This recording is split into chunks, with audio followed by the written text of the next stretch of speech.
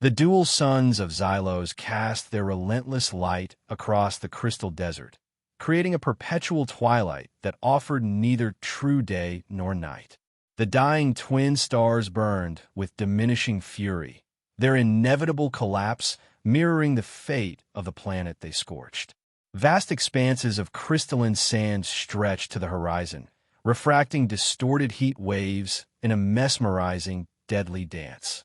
Water, the most precious resource, remained locked in deep subterranean caves or jealously hoarded by ruthless factions. Sergeant Kalen Vance trudged across the treacherous terrain, each step calculated to minimize sinking into the shifting crystal sands. The medical insignia on his dust-covered uniform had faded from vibrant red to a dull burgundy, much like his once idealistic outlook on his assignment to Outpost Sigma. 3 years on this hellish planet had weathered him, inside and out. His atmospheric suit hummed with the effort of maintaining a bearable temperature, while his filtration mask hissed with each labored breath. Off route from his assigned patrol, Kalen was checking remote sensors that had malfunctioned during the last whisper sandstorm. Peculiar tempests that carried faint, almost spiritual echoes of past suffering through the crystalline particles. "This godforsaken rock," he muttered, adjusting the scanner strapped to his wrist. Resources at Outpost Sigma were dwindling faster than supply drops could replenish them. Water rationing had become stricter. The small canteen attached to his utility belt contained his entire day's allotment, barely enough for the return journey through the heat-blasted wasteland. The scanner emitted a sudden, unexpected chirp. Kalen frowned, tapping the device to ensure it wasn't malfunctioning. It wasn't. A faint life sign, non-Terran, registered amid a particularly distorted heat pocket near a jagged crystal formation. Protocol dictated immediate reporting of non-Terran biosignatures to command. Protocol also dictated adherence to patrol routes and conservation of resources. Kalen hesitated, then adjusted his course. Since when had he become so compliant with regulations that didn't serve immediate survival? Perhaps the boredom of routine patrols had finally gotten to him, or maybe it was the instinct of a combat medic that refused to ignore potential distress, even alien distress. He navigated around towering crystal shards that reflected fractured images of himself, multiplying his lonely figure into an army of exhausted soldiers. The scanner's signal strengthened as he approached a shallow depression behind a particularly massive crystal formation. There, partially buried in fine crystal dust, lay a form that was unmistakably not human. Kalen's hand instinctively moved to his sidearm, years of military training overriding his medical instincts for a split second before he forced himself to relax. The figure was clearly incapacitated. For despite alien physiology, there was something distinctly female about the form, had an elegantly elongated body structure with limbs that seemed almost too delicate for Xylos's harsh gravity. Her skin bore intricate bioluminescent markings that now pulsed weakly, barely visible in the perpetual twilight. Large, almond-shaped eyes dominated a face of angular, refined features. "An Ethel," Kalen whispered, recognition dawning. He had seen briefings about this species, known for their empathic abilities and once brilliant bioluminescent markings, but never encountered one in person.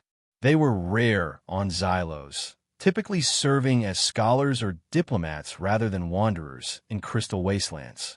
Kneeling beside her, he noted the cracked sections of her environmental armor, the dehydration evident in her parched skin, and the multiple abrasions that told of a desperate flight. Her chest rose and fell in shallow, irregular patterns. Kalen activated his medical scanner, passing it over her body. The readings confirmed severe dehydration and exhaustion, though her alien physiology made detailed analysis difficult. Those beautiful, oversized eyes fluttered open briefly, revealing deep black irises that regarded him with a mixture of fear and desperate hope before closing again. The decision shouldn't have been difficult. She was clearly dying of thirst. Yet as Kalen's hand moved to the water canteen at his belt, he hesitated. That water represented his survival, his safe return to Outpost Sigma through kilometers of scorching desert. Without it, he muttered, unclipping the canteen. His training as a medic overruled self-preservation. He gently lifted her head, noticing the alarming lightness of her frame, and carefully brought the canteen to her cracked lips. Slowly, he urged, though he doubted she understood. Small sips. At first, the water simply ran down her chin, but then her body responded to the life-giving moisture. Her throat convulsed as she swallowed weakly, then more eagerly. Her eyes opened again, suspicion mingling with desperate need as she drank. When half the canteen was empty, Kaelin pulled it away, knowing too much too quickly could be dangerous. A faint luminescence sparked along the markings on her face, like a circuit gradually regaining power. "There," he said, setting her head down carefully on his folded thermal blanket. "That's enough for now." As he recapped the canteen, now containing barely enough water for a quarter of his return journey, the enormity of his actions sank in. He had saved a dying alien at potentially mortal cost to himself. He had no idea who she was, what brought her to this desolate region, or who might be pursuing her. But the decision was made, and Sergeant Kaelin Vance would live with the consequences, however brief that might be. The alien's eyes remained fixed on him, calculation replacing fear. A small spark of life had returned to that alien gaze, and despite everything, Kaelin found himself glad for it. Kaelin worked efficiently, deploying his emergency shelter kit to create a small haven against Xylos's merciless environment. The portable structure hummed as it established a stable microclimate, its polymer walls filtering the worst of the heat and radiation from the dying twin suns.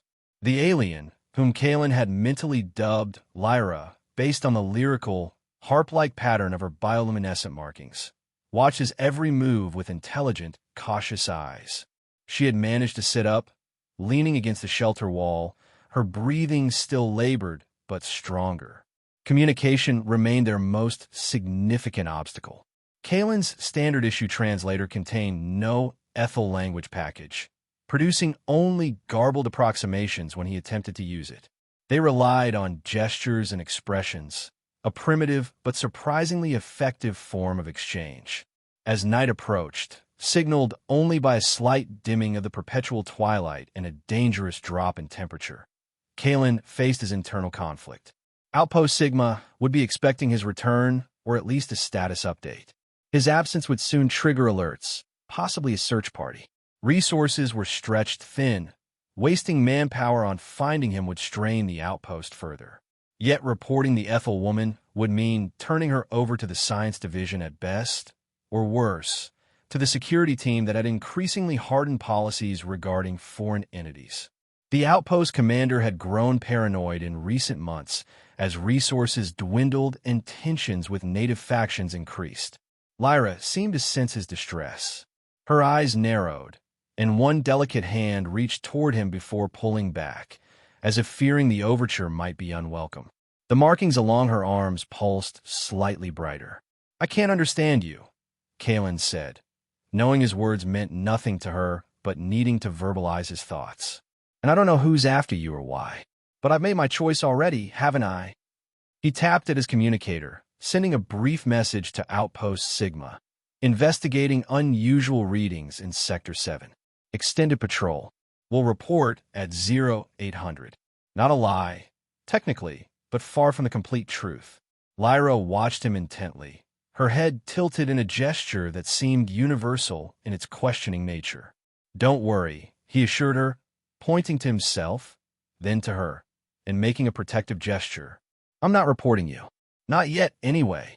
He unsealed a ration pack, breaking the protein bar inside into small pieces. Offering half to Lyra, he demonstrated eating a piece himself. She hesitated, then accepted, nibbling cautiously before consuming the food with evident hunger. Kaelin allocated the remainder of his water between them, giving her the larger share despite the risk to himself. As she drank, memories of her past seemed to flicker behind those large, expressive eyes, perhaps of a life before becoming hunted prey in this crystal wasteland. A sudden whirring sound above sent them both into instant alertness. Kalen doused the shelter's interior light and motioned for Lyra to remain still. Through the shelter's semi-transparent roof, the silhouette of a reconnaissance drone passed overhead, its search pattern methodical and predatory. Not one of ours, Kalen realized with a chill. The profile was wrong, more angular, with protruding sensor arrays unlike Terran designs. He reached for his sidearm instinctively, but remained motionless. Knowing detection would mean combat he wasn't equipped to win.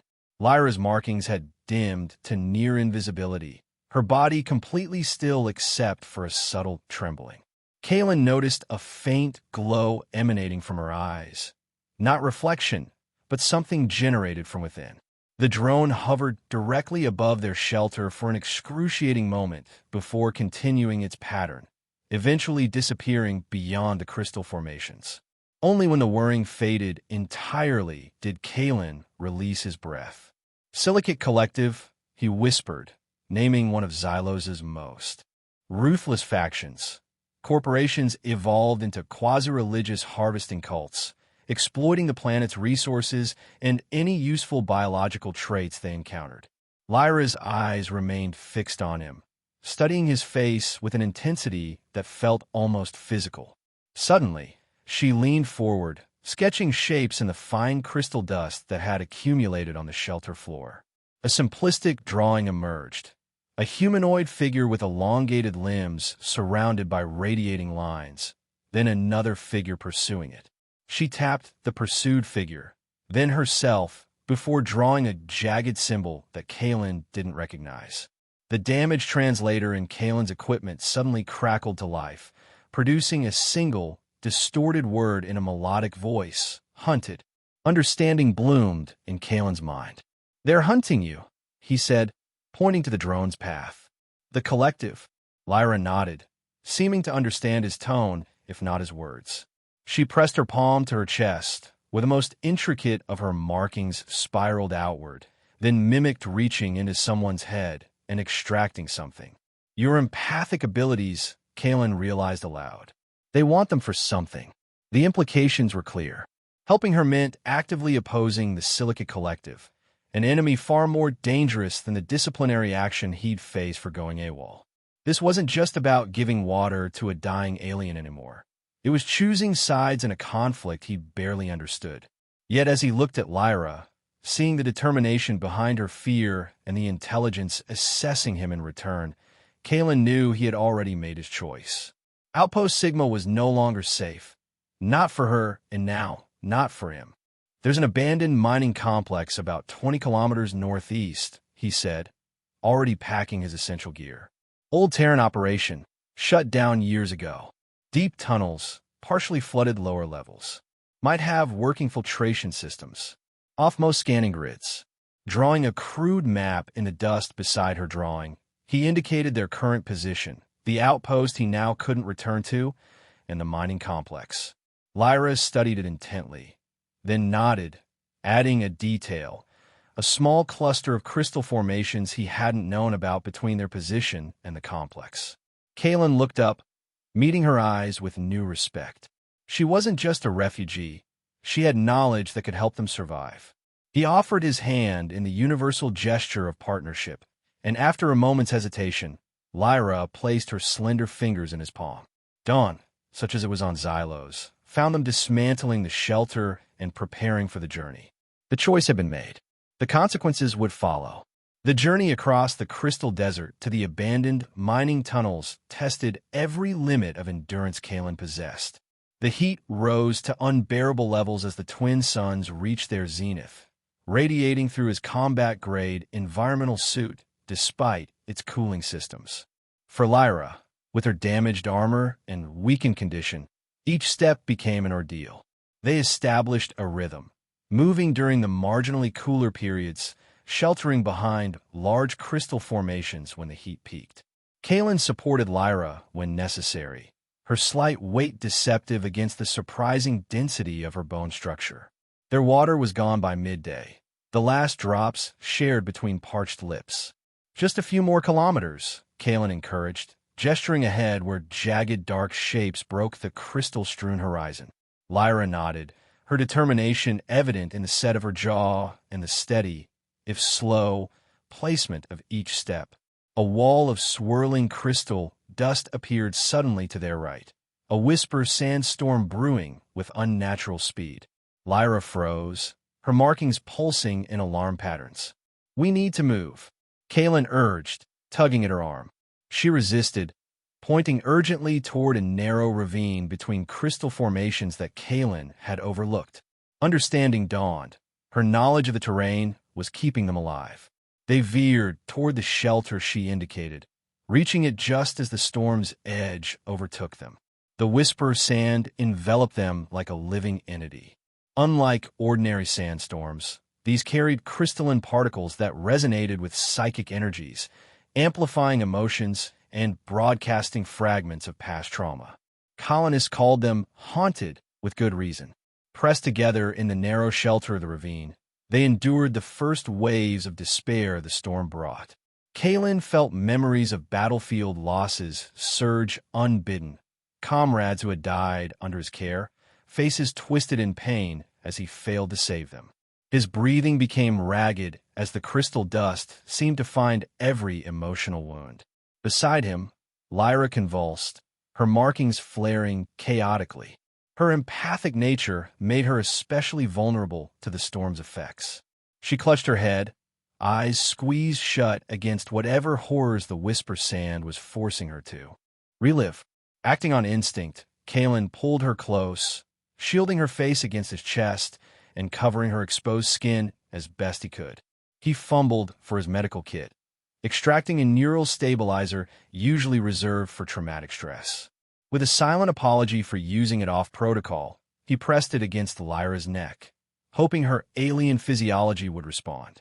The effect wasn't immediate, but gradually her trembling subsided. Her markings stabilized into a steady, dim pulse.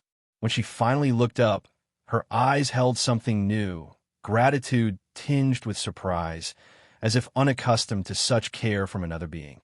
The storm raged for nearly an hour before moving on, leaving them exhausted but alive. As they prepared to continue, Lyra suddenly grabbed Kaelin's arm, pulling him down sharply.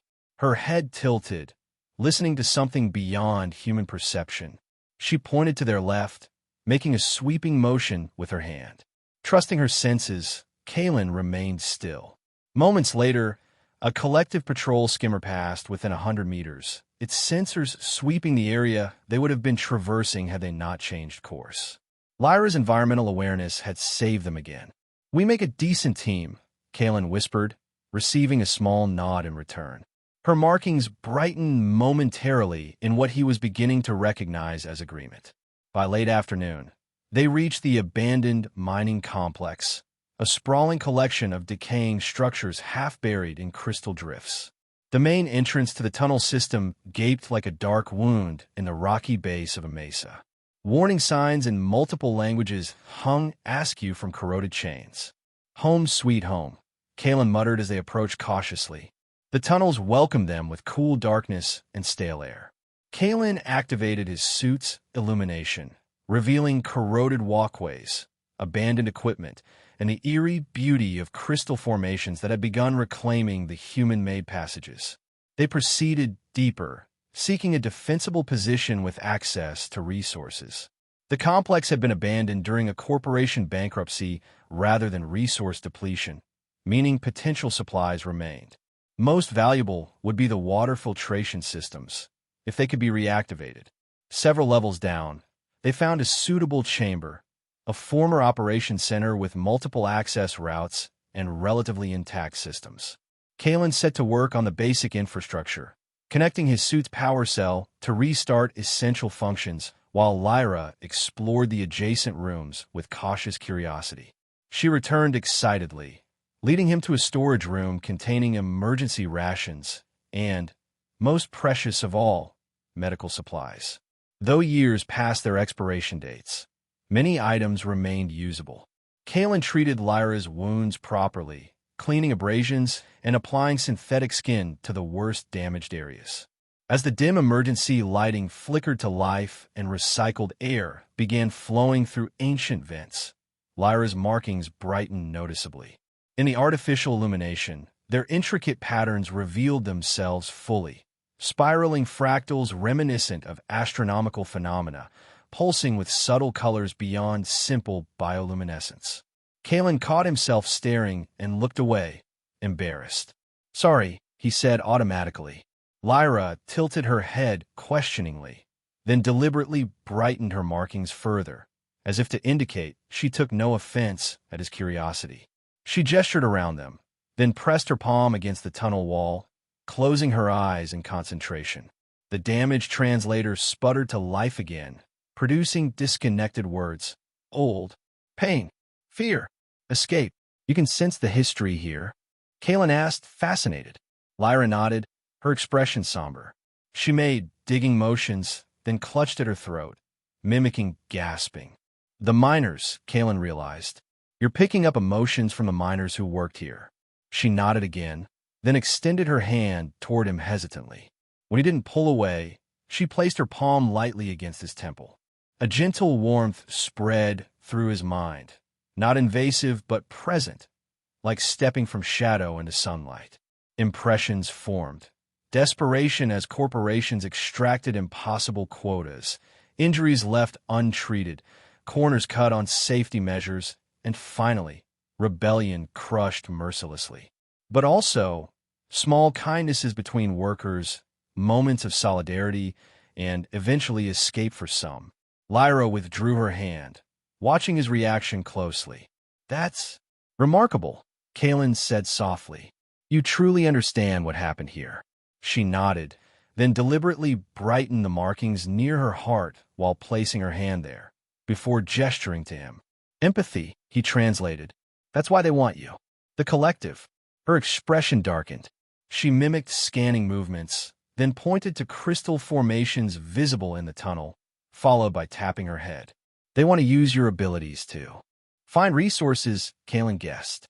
"To locate crystal deposits?" Lyra shook her head, making more complex gestures that Kalen struggled to interpret. She repeatedly emphasized the connection between her empathic abilities and something valuable, but the specifics remained frustratingly unclear. Their attempts at communication were interrupted by a distant sound, metal striking metal, far down one of the adjoining tunnels. Both froze, listening intently. The sound came again, followed by a skittering noise unlike anything mechanical. "We're not alone down here," Kalen whispered, drawing his sidearm. The tunnels had been abandoned for years, but that didn't mean they were uninhabited. Xylos had developed its own ecosystem of creatures adapted to the harsh conditions, some of which preferred the cooler subterranean environments. The mining complex, with its network of tunnels and occasional water sources, would make an ideal habitat. Kalen motioned for Lyra to stay behind him as they investigated. Moving silently through the dimly lit passage, they followed the sounds to a larger chamber where mining equipment lay in rusting heaps. Movement flickered at the edge of Kalen's vision, something low to the ground, multi-limbed, and fast. He raised his weapon, tracking the motion until it disappeared behind a collapsed support beam. Lyra touched his arm, shaking her head. She pointed to herself, then made a series of gestures mimicking communication. "You think you can talk to it?" Kalen asked incredulously. Before he could stop her, Lyra stepped forward, her markings brightening to a gentle, pulsing glow. She knelt, extending one hand palm up toward the hidden creature, and emitted a soft, trilling sound from her throat. For several tense moments, nothing happened. Then, cautiously, a creature emerged from hiding. It resembled an oversized arachnid with crystalline growths along its exoskeleton, multiple compound eyes reflecting Lyra's bioluminescence. It approached warily, front appendages raised defensively. Lyra remained perfectly still, her markings shifting through patterns that seemed to calm the creature. It eventually came close enough to touch her extended hand with a delicate feeler.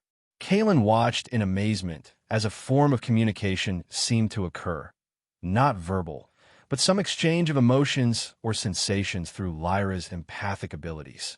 After several minutes, the creature retreated, disappearing back into the shadows of the tunnels. Lyra turned to Kaelin, her expression urgent. She pantomimed multiple creatures like the one they'd seen, indicating they inhabited the deeper tunnels. Then she made drinking motions. "Water?" Kaelin asked. "They know where to find water?" Lyra nodded emphatically. She pointed down, suggesting the location was in the lower levels of the complex. "Well," Kaelin said, holstering his weapon, "that's worth investigating. Though I'm thinking your talents are wasted as just a resource detector." Her expression sobered as she touched her markings, then gestured to the tunnel walls, making connecting motions between them. "The collective wants you to find more than just water, don't they?" he asked, realization dawning. "With your level of empathic sensitivity, you could locate lost ethel artifacts, trace emotional imprints to hidden caches, maybe even manipulate other beings." Lyra's nod was grave, her markings dimming to a somber blue.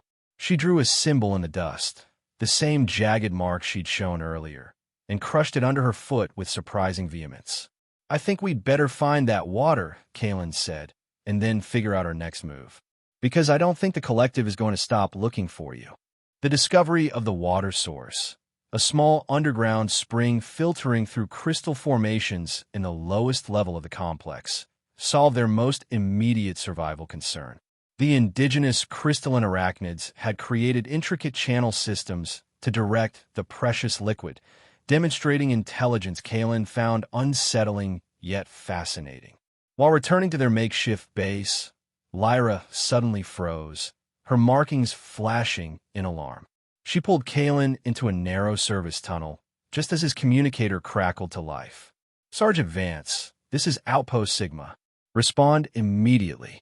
Kaelin exchanged a look with Lyra, whose expression conveyed understanding of the threat, if not the specific words. He hesitated, then accepted the transmission. "Vance here," he answered, keeping his voice steady. "Sergeant, you've missed 2 check-ins. Explain your status." The voice belonged to Lieutenant Commander Reeves, the outpost second-in-command, and not someone known for flexibility regarding protocol. "Apologies, sir. I encountered some interference in the crystal formations. Still investigating those anomalous readings. Request extended patrol time." A pregnant pause followed. "Denied, Sergeant. Return to base immediately.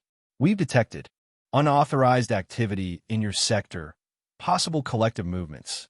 Additionally, an urgent communication arrived for Outpost Command regarding a fugitive alien entity. All personnel are to report any non-Terran contacts." Ice formed in Kaelin's stomach. "Understood, sir. Any details on this entity?" "Classified, Sergeant. Return to base for debriefing." Reeves out. The communication ended abruptly. Kaelin looked at Lyra, whose markings had dimmed to near invisibility, her large eyes reflecting the gravity of their situation. "Change of plans," he said grimly. "We're now being hunted by both sides." Returning to their operations center, Kaelin ransacked the storage areas for anything useful. Lyra assisted, her nimble fingers sorting through abandoned equipment with surprising efficiency. Between the emergency supplies and salvageable items, they assembled a modest arsenal. Kaelin's service weapon with spare energy cells, mining charges that could be repurposed as explosives, and various tools that could serve as impromptu weapons. More valuable were the communication devices Kaelin modified to intercept collective and Terran frequencies. While he worked, Lyra practiced the defensive techniques he demonstrated. Simple but effective moves leveraging her natural agility and complementing her empathic advantages. The first intercepted collective transmission confirmed their fears. Target empathic signature detected in Quadrant 7. Consistent with Ethel Fugitive. Enhance scanning parameters near abandoned human excavation sites. Lyra's expression hardened at the electronic voice. She pointed to her markings, then to the communication device, making dimming motions. "You can suppress your empathic signature?" Kaelin asked. "Hide it from their scanners." She nodded, though her expression suggested the effort was taxing. "That buys us time," Kaelin said, but we need a plan beyond hiding. We can't stay here forever. The solution came to them while exploring a maintenance sublevel. Hidden behind collapsed shelving, they discovered a small transport skimmer, a two-person vehicle used for rapidly traversing the tunnel network. Its power cells were depleted, but Kalen believed they could be recharged using equipment from the operations center.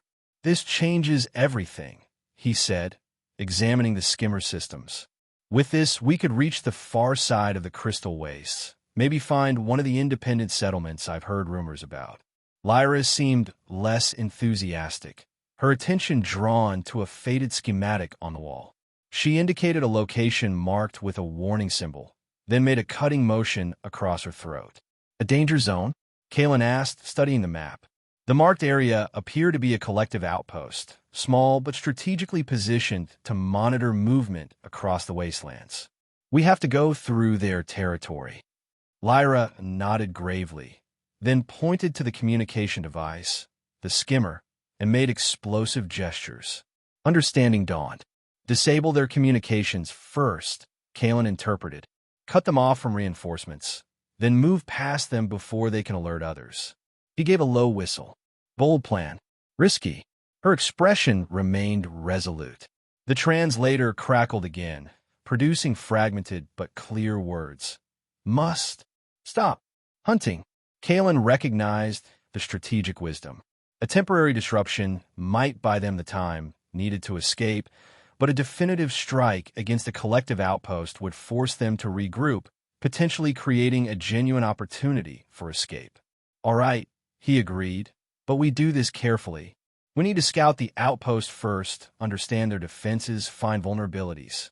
Thus began a new phase of their partnership, one of active resistance rather than mere survival. Kalen had been trained in combat tactics. Now he became the teacher, showing Lyra how to move silently, use cover effectively, and coordinate attacks. She absorbed the lessons quickly, her natural agility complementing his methodical approach. During one scouting mission to the surface, they discovered something that cemented their resolve. In a narrow canyon not far from the mining complex entrance, they found the remains of another Ethel, one whose markings had been surgically removed, the extracted bioluminescent tissue preserved in containment fields while the body had been discarded like waste. Lyra's reaction transcended language barriers. Her markings flared in grief and rage as she knelt beside her fallen kin. When she looked up at Kalen, her eyes burned with purpose. No further words or gestures were needed. They would strike at the collective, not just for their freedom, but for justice. The plan took shape over 3 days of intensive preparation. The collective monitoring station operated with minimal personnel, 6 guards rotating shifts, 2 communication specialists, and 1 overseer. Their security consisted primarily of automated systems, motion sensors, thermal imaging arrays, and drone patrols. Lyra's empathic abilities proved invaluable for intelligence gathering.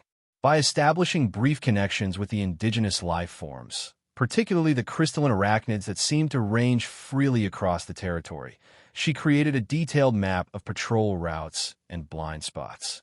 Kalen focused on turning the mining charges into effective sabotage devices, modifying them to emit electromagnetic pulses that would disable electronics without causing catastrophic structural damage.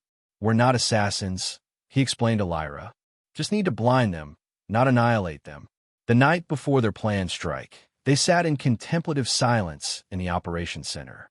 The recycled air hummed through vents, and distant drips of water marked time like a metronome. "I still don't know exactly why you're so valuable to them," Kalen said, organizing equipment for the coming mission. "Your empathic abilities are remarkable, but—" Lyra hesitated, then approached the dust-covered console.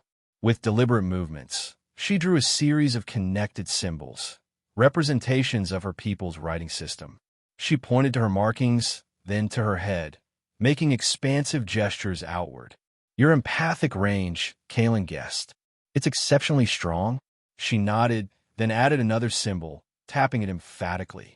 "Wait," Kalen said, an unsettling idea forming. "Can you influence as well as detect?" Lyra's expression confirmed his suspicion. She demonstrated by reaching toward him, stopping short of contact, and projecting a brief sensation of calm that washed over him like cool water. "That's why they want you," he breathed. With that ability, the collective could manipulate workers, rivals, maybe even entire settlements. Control through emotion rather than force. The implications were staggering. Lyra wasn't just a resource detector. She was a potential weapon, one that worked through invisible channels of influence rather than conventional destruction. She wiped away the symbols with a sweep of her hand, her expression resolute. The translator, which they'd partially repaired, produced her clearest statement yet. Never. For them. Rather. Kalen reached out, covering her slender hand with his own. "You won't have to make that choice," he promised. "Tomorrow, we change the equation." Dawn brought final preparations. They loaded the modified mining charges and essential supplies onto the refurbished skimmer. Lyra donned armor pieces Kalen had salvaged and modified to fit her slender frame. Her markings were deliberately dimmed to near invisibility, conservation of energy for the challenge ahead. Before departing, she paused, touching the wall of their temporary sanctuary. Her eyes closed briefly, perhaps connecting one last time with the echoes of those who had sought refuge there before them. "Ready?" Kalen asked, securing his combat helmet. Lyra nodded, her expression betraying no fear, only determination. She had transformed from the dying refugee he'd found in the Crystal Desert into a warrior committed to her freedom.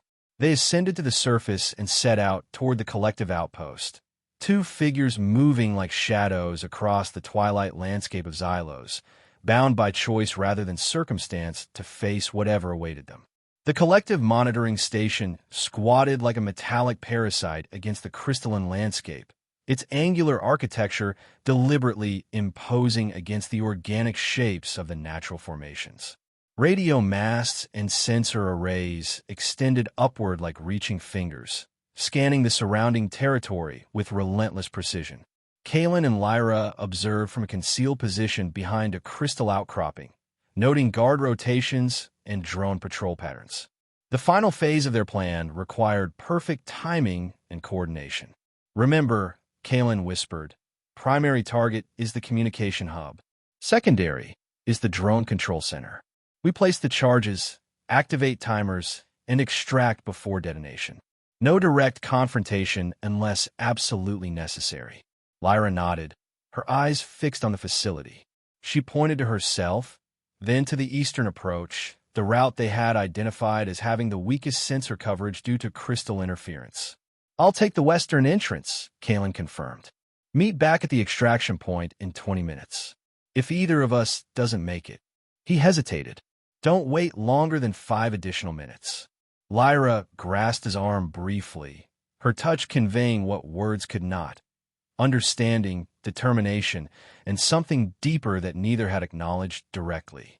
Then she was moving, her form blending with the shadows as she circled toward her approach vector. Kalen watched until she disappeared, then began his own approach.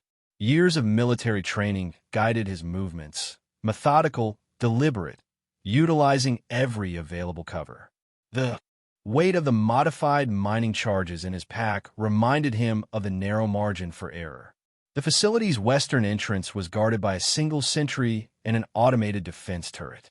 Kalen waited for the guard to complete his circuit, then used a small crystal shard to create a distraction, tossing it to land with a distinctive clink several meters from his position. As expected, the guard investigated, moving away from his post. The moment the turret rotated to track the guard's movement, Kalen sprinted to the blind spot beneath its mounting, attaching a small disruptor device to its base. The turret shuddered once, then went dormant as its targeting systems failed. Inside the facility, Kalen moved through service corridors identified from the schematics they had pieced together. The few personnel he encountered were easily avoided. Within minutes, he reached the communication hub, a circular room dominated by server banks and monitoring stations. 2 technicians worked at separate consoles, their attention focused on incoming transmissions. Kalen waited until both turned away from his position, then rolled one of the modified charges beneath a central conduit panel. The timer engaged silently, its display counting down from 10 minutes. Enough time to reach the secondary target and extract. Meanwhile, Lyra navigated the eastern section with preternatural awareness. Her empathic abilities provided an advantage no technological security system could counter. She could sense the presence and emotional states of personnel before visual contact. Avoiding confrontation became a matter of patience and timing. The drone control center proved more heavily guarded than anticipated. 2 security personnel stood outside, while another monitored systems within. Lyra hesitated, knowing direct confrontation would jeopardize the mission. She closed her eyes, concentrating until her markings pulsed with subtle energy. Focusing her empathic projection toward the guards, she generated a sensation of unease, not enough to cause alarm, but sufficient to create discomfort. Within moments, one guard shifted restlessly. "Going to check the perimeter sensors," he muttered to his colleague. "Getting strange readings." With one guard departed, Lyra intensified her projection toward the remaining sentinel, creating an urgent sense that his attention was needed elsewhere. The guard's expression changed, concern washing over his features as he stepped away from his post to investigate a non-existent disturbance down the corridor. Lyra slipped inside, where the lone technician sat with his back to the door. Before he could turn, she pressed her fingers to his neck, applying a neural pressure technique Kalen had taught her. The man slumped forward, unconscious but unharmed. Working swiftly, she placed her charges at strategic points throughout the control center, setting timers to synchronize with Kalen's detonation schedule. As she finished, alarms suddenly blared throughout the facility. Something had gone wrong. Kalen heard the alarms with a surge of dread. Abandoning stealth, he sprinted toward the extraction point, avoiding the main corridors now filled with running personnel. A facility-wide announcement echoed through speakers. Security breach detected. Intruder alert. All personnel to defensive positions. He emerged onto a service platform just as weapons fire erupted nearby. Diving behind a storage container, he drew his sidearm, calculating options rapidly diminishing. The extraction point lay 50 meters ahead across open ground, impossible to reach undetected now. Movement caught his eye, Lyra emerging from a ventilation access point, her slender form weaving between obstacles with fluid grace. A security drone spotted her, its targeting systems locking on with mechanical precision. "Lyra!" Kalen shouted, breaking cover to fire at the drone. His shot connected, sending the device spiraling into a crystal formation, but the distraction cost him. Pain exploded across his side as a guard's blast grazed him, burning through his armor. Lyra reached him in seconds, supporting his weight as they stumbled toward the extraction point.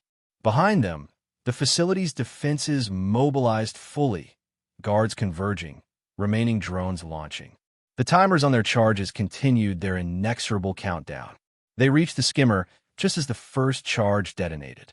The electromagnetic pulse swept outward, disabling electronics in an expanding wave. Lights throughout the facility flickered and died.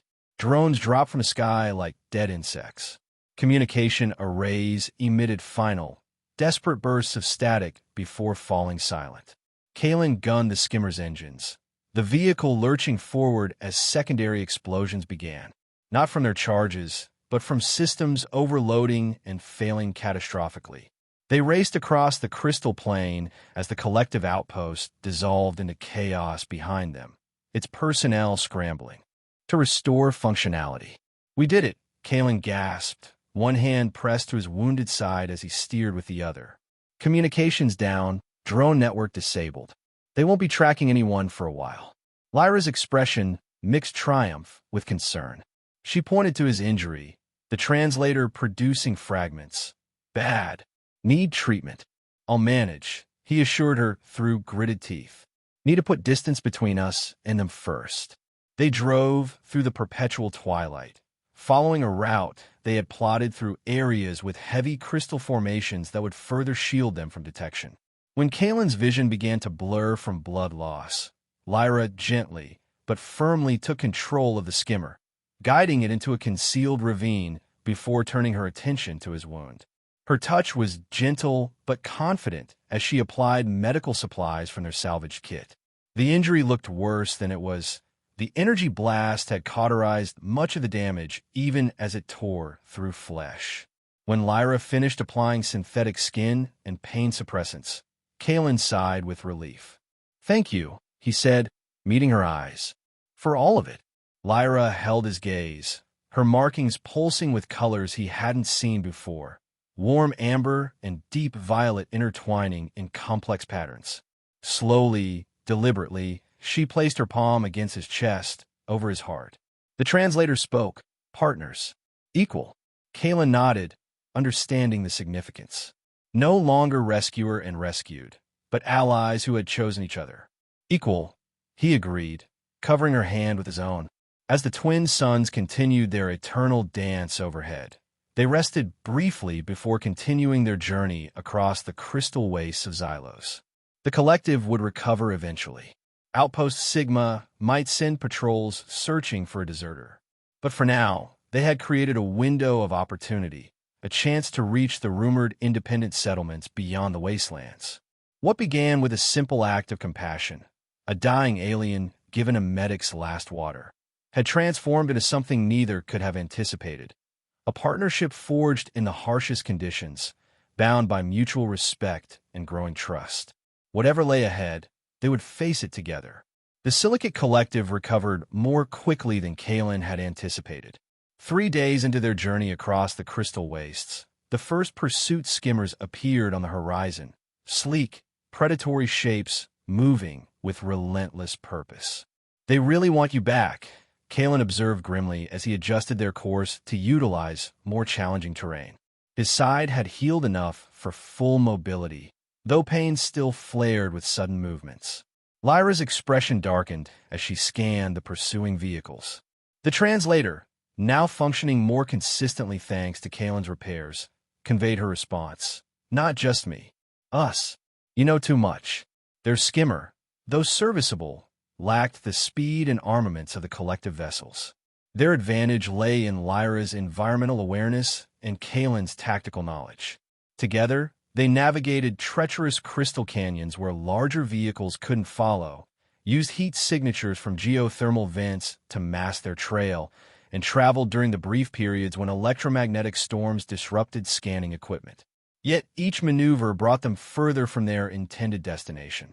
Instead of moving toward the distant settlements, they found themselves circling back toward territories they knew, closer to Outpost Sigma than either was comfortable with. "We need to change tactics," Kalen said as they sheltered in a cave system during a particularly violent whisper sandstorm. "We can't outrun them forever. Our supplies won't last, and the skimmer's power cells are depleting." Lyra nodded, her expression thoughtful. She sketched in the fine crystal dust that accumulated everywhere on Xylos, a rough map showing their position relative to Outpost Sigma and the collective's primary territories. Then, unexpectedly, she drew a symbol Kalen hadn't seen before, placing it deep within collective territory. "What's that?" he asked, pointing to the unfamiliar mark. The translator produced a single word: liberation. Kalen's brow furrowed. "I don't understand." Lyra's explanation came in fragments of translated speech and expressive gestures. There existed, she revealed, a resistance movement, Ethels and other species working against the collective's exploitation. Her capture had occurred during a mission for this group. The symbol represented one of their hidden bases, a place where they might find genuine sanctuary and allies. A resistance, Kalen breathed, hope mingling with apprehension. But it's deep in collective territory, the last place our pursuers would expect us to go. Lyra nodded, her markings pulsing with determination. The strategy was audacious but sound. Instead of fleeing the hunting grounds, move to where the hunters kept their most valued possessions. The collective would be looking outward, not inward. "It's risky," Kalen warned, "if we're captured that deep in their territory." Lyra's response was immediate and resolute. "Die free, not captive." The choice crystallized between them. continue a dwindling game of evasion, or strike boldly toward potential allies. Kalen found himself nodding. All right, we go to your resistance. But we'll need a distraction. That distraction came in the form of Outpost Sigma itself, not through direct engagement, but by using its presence to their advantage. They deliberately skirted close enough to the outpost's sensor perimeter to be detected, but not intercepted, creating a flurry of activity as Terran forces investigated the unknown vehicle. The collective pursuers, detecting Terran movement, diverted resources to monitor this new development, leaving just enough of a gap for Kalen and Lyra to slip past their search grid and penetrate deeper into collective territory. The landscape changed as they advanced, crystal formations growing more organized, bearing hallmarks of deliberate cultivation rather than natural growth. Harvesting facilities appeared with increasing frequency, along with habitation complexes where the collective housed its workers. They abandoned the skimmer in a crystalline ravine, continuing on foot to avoid detection by the sophisticated sensor networks blanketing populated areas. Lyra led with growing confidence, her markings occasionally pulsing in recognition of landmarks known only to those in the Resistance. 6 days after entering collective territory, they reached the outskirts of a massive mining operation. Towering extraction equipment pierced the sky like skeletal fingers, while processing plants belched columns of chemically treated steam into the perpetual twilight. Workers moved between structures in orderly formations, their movements monitored by hovering drones and armored overseers. The Resistance base is near this, Kalen whispered incredulously as they observed from a concealed position. Seems like the worst possible location. Lyra's smile held a touch of mischief as she pointed downward. The translator rendered her response with newfound clarity. Beneath. Always beneath. They look up, never down. Understanding dawned. The Resistance hadn't built a base near the collective facility. They had established themselves beneath it, utilizing abandoned tunnels or natural caverns the collective had deemed exhausted or unprofitable. Hide in plain sight, Kalen murmured admiringly. Brilliant. Infiltrating the mining complex proved surprisingly straightforward with Lyra's guidance. They moved during shift changes, wearing salvaged worker garments over their own clothing.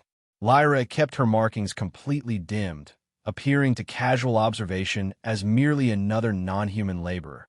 The collective employed several species, though always in strictly controlled capacities.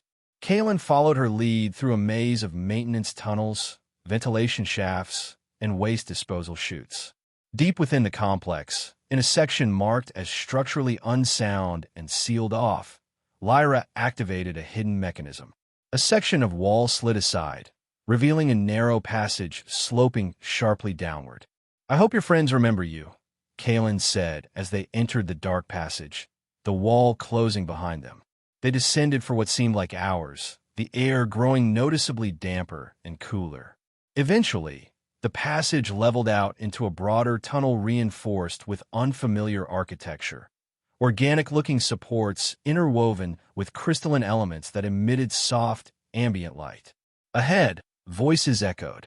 Lyra's markings brightened with excitement as she quickened her pace. They turned a final corner to find themselves facing 3 armed figures. 2 Ethels with markings far more vivid than Lyra's had ever been, and a stocky, reptilian being Kalen recognized as a Dravid, another species known for resistance against collective expansion. The Ethel's markings flashed in patterns Kalen couldn't interpret, but Lyra responded in kind, her own bioluminescence engaging in what was clearly a form of visual communication. After a tense moment, the guards lowered their weapons. One stepped forward, embracing Lyra with obvious relief.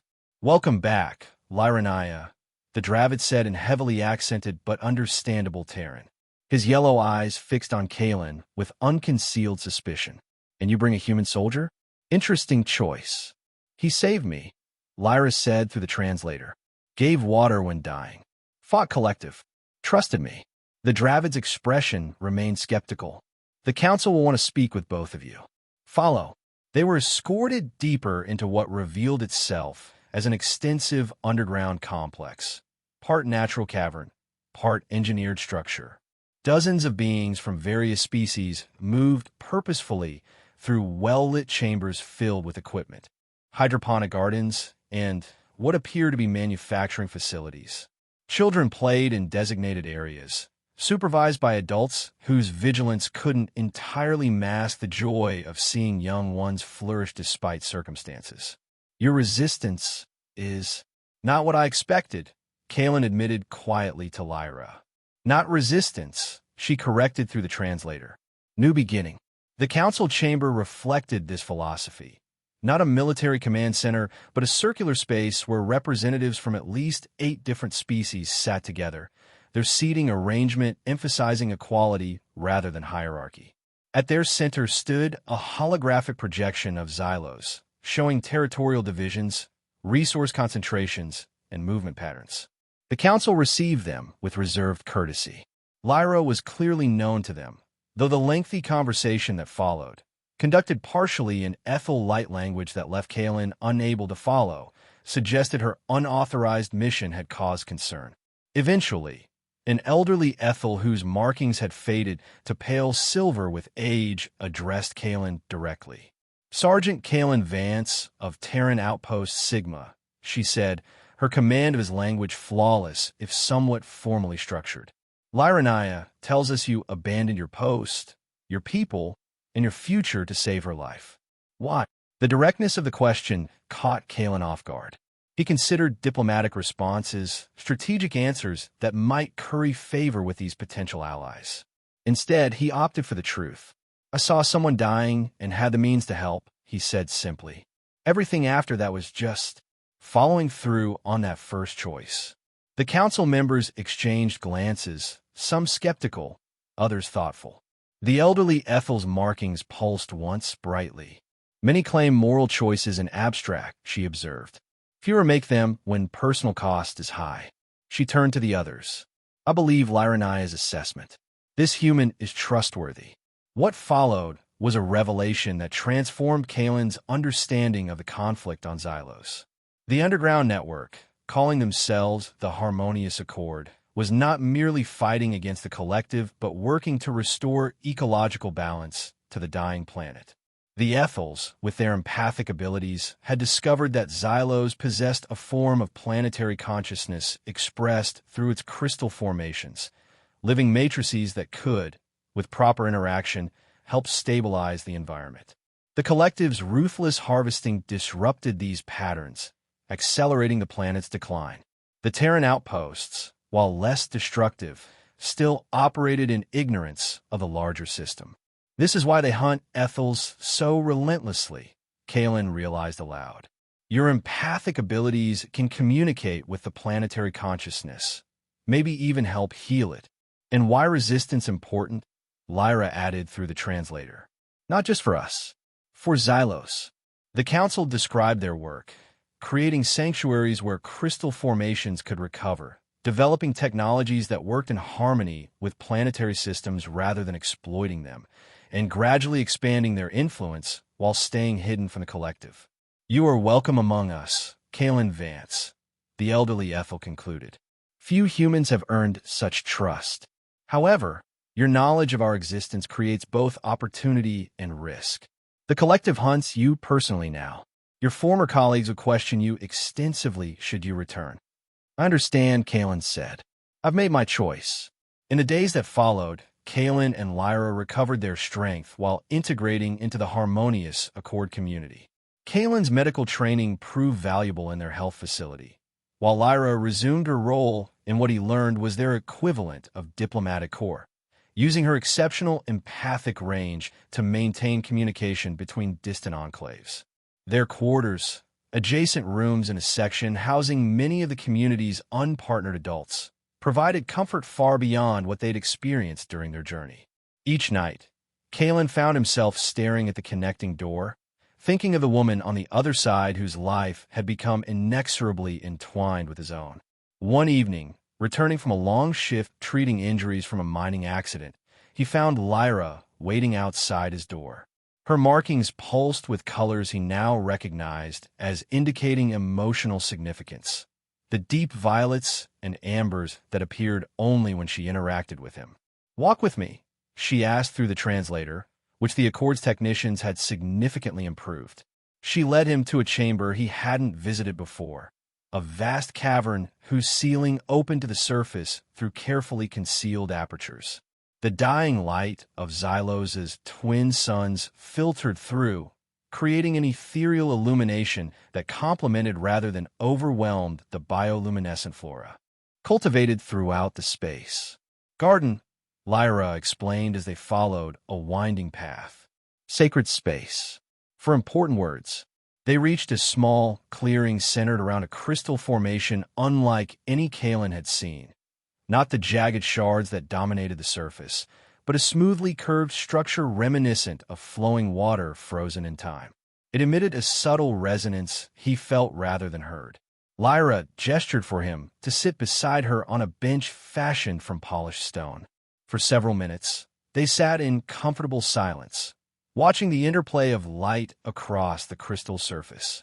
"I never properly thanked you," she finally said, the translator rendering her words with nuanced emotion. "In the desert, water meant life. Anyone would have done the same," Kalen demurred. "No." Her response was immediate and firm. "Many would not, especially knowing cost." She turned to face him fully.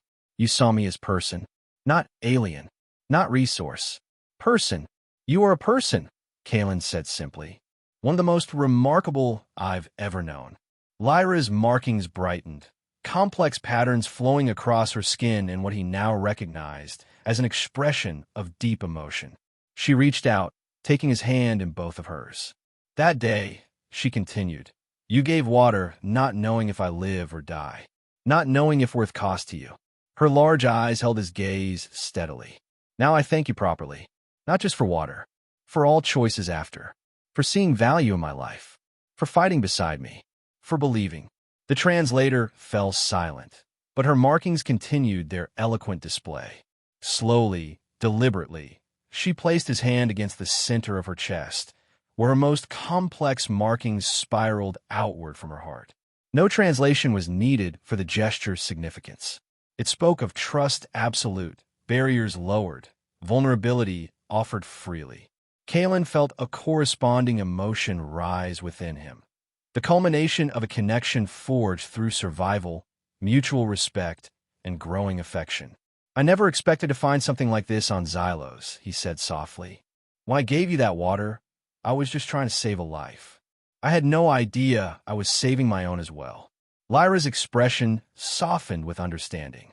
Leaning forward, she touched her forehead to his, an ethereal gesture of intimate connection. Through that contact flowed a gentle, empathic transmission, not manipulative but revelatory, allowing him to experience the depth of her gratitude, respect, and affection. Kalen responded in the human way, cupping her face gently and bringing his lips to hers.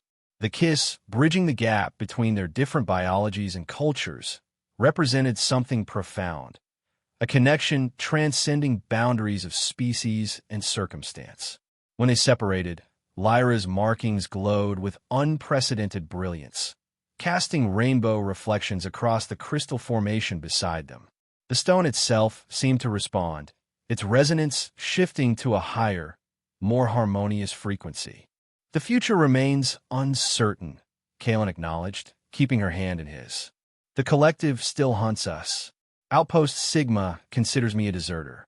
This planet continues its slow decline." "But not alone," Lyra replied, her free hand gesturing to encompass not just them, but the entirety of the harmonious Accords efforts. Together, always stronger together. As the twin suns of Xylos completed another cycle, their dying light filtering through to the sanctuary below, Kalen and Lyra remained beside the resonating crystal. Their unlikely partnership evolved into something neither could have imagined when a desperate medic offered his last water to a dying alien. Their story had begun with a simple act of compassion, one life reaching out to another across the divide of species and circumstance. That singular choice had cascaded into consequences neither could have foreseen, forging a connection that now offered hope not just for themselves, but potentially for the future of Xylos itself. The path ahead would not be easy. The collective remained powerful. The planet's deterioration continued, and their own lives would face countless challenges. But as they sat together in the garden chamber, watching the interplay of light across ancient crystals, one truth remained constant. What began with water freely given had blossomed into something far more precious. A partnership founded on mutual respect, trust, and the recognition of value in another, regardless of differences. In the perpetual twilight of a dying world, they had found something neither expected to discover, a new beginning.